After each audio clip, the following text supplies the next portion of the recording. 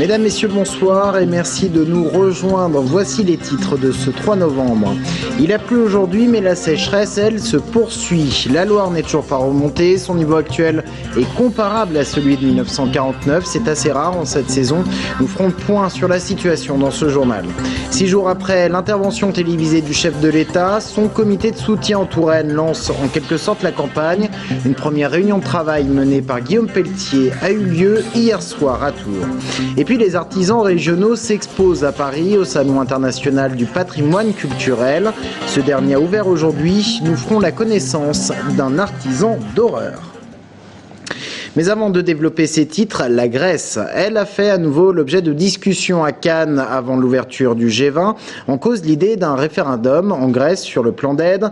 À l'issue de plusieurs jours de tensions avec les dirigeants européens, le Premier ministre grec, Georges Papandréou, s'est dit prêt à retirer son projet de référendum. Toujours est-il que les Grecs ont à nouveau été montrés du doigt. Alors comment se sent la communauté hellénique de Touraine? Eh bien, on voit cela avec Sabrina Melout.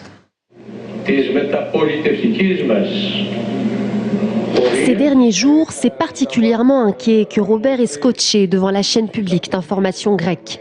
Ancien professeur de microélectronique, il est arrivé en France en 1963. Franco-grec aujourd'hui, il analyse la crise dans son pays natal comme une situation inévitable. On a pris des mesures impopulaires, certes, mais qui ont tapé très bas. À mon avis, si vous voulez, on a tapé trop bas. C'est-à-dire on a touché des gens qui avaient juste de quoi vivre, quoi.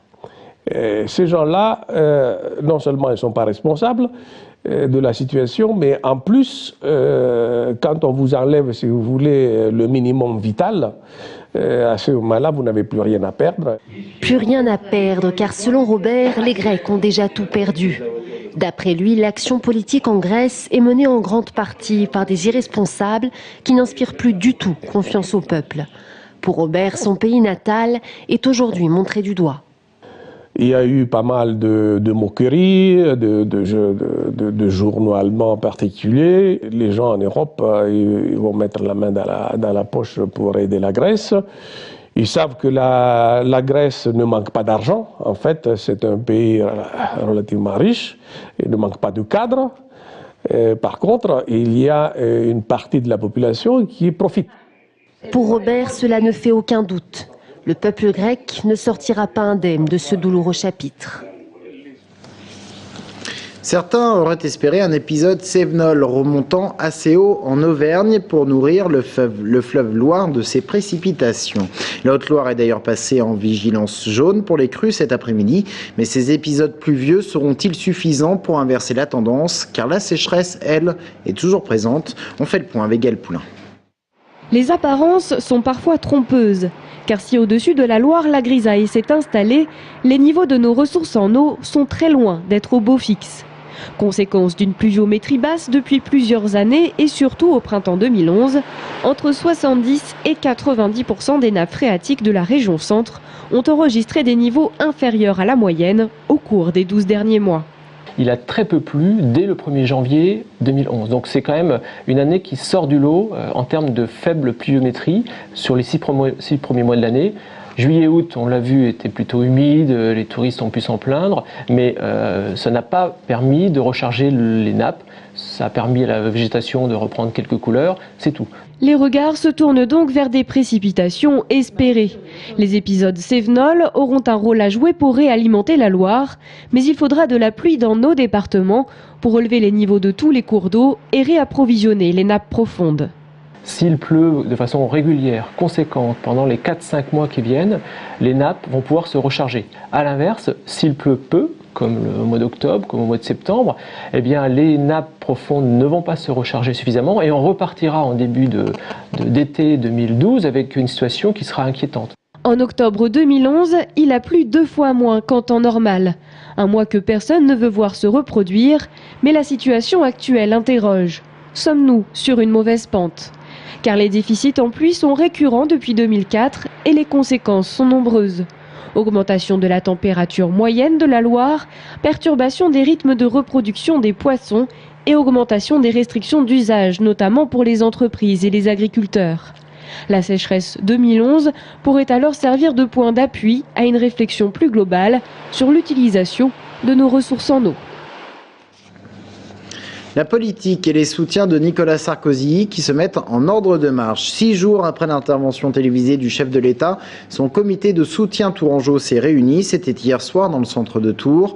Un comité de soutien avec à sa tête Guillaume Pelletier. Sur place, Aurélie Renaud. Si on travaille de manière positive, de manière rassemblée, avec nos arguments, nos convictions... Guillaume Pelletier, plus que jamais déterminé à soutenir Nicolas Sarkozy. Porte-parole du comité de soutien tourangeau du président, il ponctue son discours du mot enracinement pour qualifier la droite. Autour de lui, le président de la CCI, le porte-parole de l'UMP, des conseillères municipales, un médecin et un membre de la société civile réunis devant les militants pour contrer la gauche. L'ensemble des personnalités qui représentent cette ville depuis ces 10 dernières années sont rassemblées dans une même pièce, avec un même discours et une même perspective autour de référents de quartier qui sont en pleine dynamique et enthousiastes. Et je peux dire que pour la droite et pour le centre, c'est une sacrée bonne nouvelle et nous le devons aussi bien à nos leaders nationaux comme Jean-François Copé qu'à nos leaders locaux. Pour les militants UMP, impossible de voir cette gauche qu'on qualifie ici d'archaïque, de sectaire et de dépassée au pouvoir. L'objectif affiché est clair. Durant ces prochains mois, il va falloir redorer le blason de la droite, mais également l'image de Nicolas Sarkozy. Et au fond, sans lui, la crise aurait été certainement beaucoup plus forte, tant en Europe qu'en France, et son impact dans le monde a été certainement minoré. Pour aller à la victoire en 2012, la stratégie annoncée du comité de soutien reste très classique. L'accueil des ténors nationaux de la droite, du porte-à-porte et du tractage sur les marchés dont se chargeront les militants. De multiples initiatives avant même que Nicolas Sarkozy n'ait officialisé sa candidature. On ne peut plus être dans des slogans comme on l'était peut-être en 2007. On est obligé d'être sur des actions réelles, sur des bilans et sur des actions projetées. Donc c'est pas si difficile que ça. Ça force juste à établir la discussion. La course à l'Elysée a bel et bien commencé pour le comité de soutien. Verdict dans moins de 170 jours. Marisol Touraine dit oui à l'adoption par les couples homosexuels. La présidente PS du Conseil général d'Indre-et-Loire affirme son soutien à la démarche entamée par son homologue de l'Essonne, Jérôme Guedj, qui a déjà délivré un agrément à des homosexuels en vue d'une adoption. Marisol Touraine veut mener la même politique en Indre-et-Loire. On l'écoute.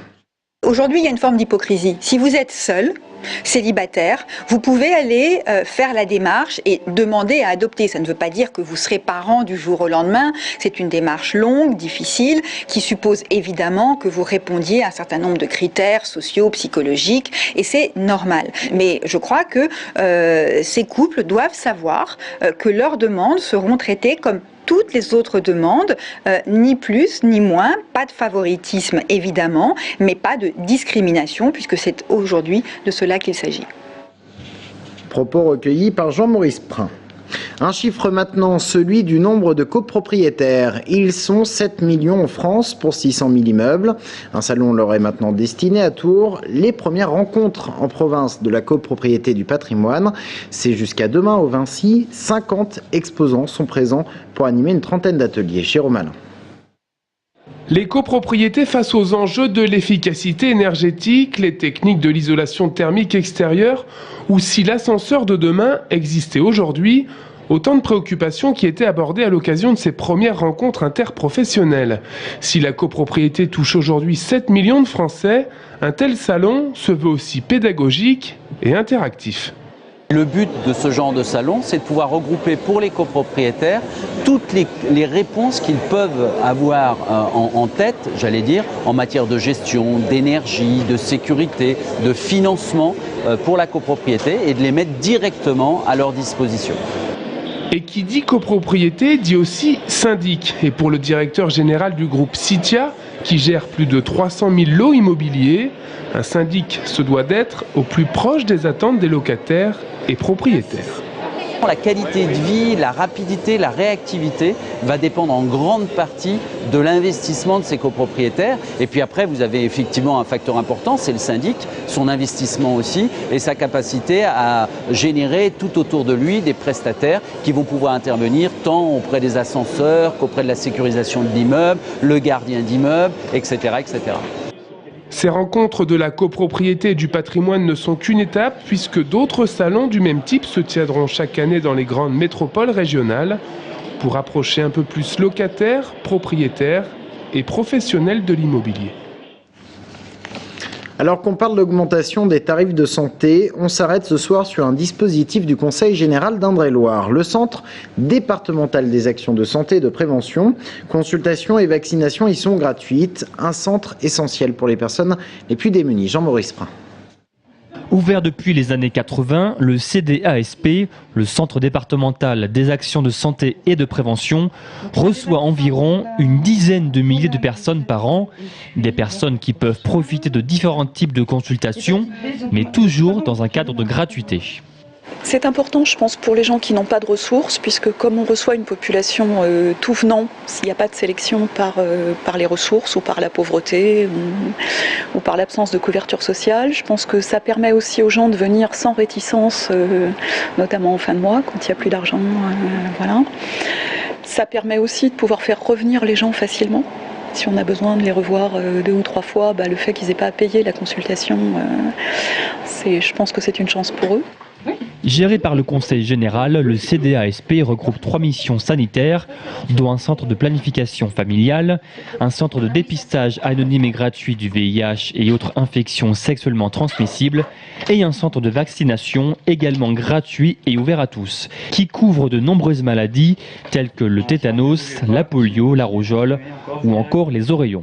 L'effectif du centre se compose d'une dizaine de professionnels de la santé, médecins, infirmières ou encore conseillères conjugales, tout ce personnel assurant de nombreux soins et prodiguant de précieux conseils.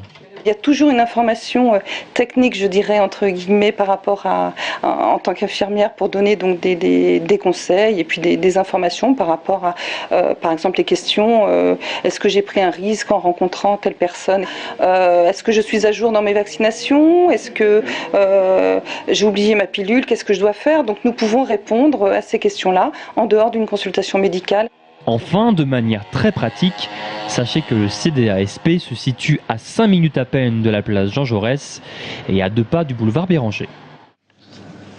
En bref, le tirage au sort de la Coupe de France a eu lieu pour le 7e tour et le Tours Football Club affrontera Avion, club de CFA, un club situé dans le Pas-de-Calais.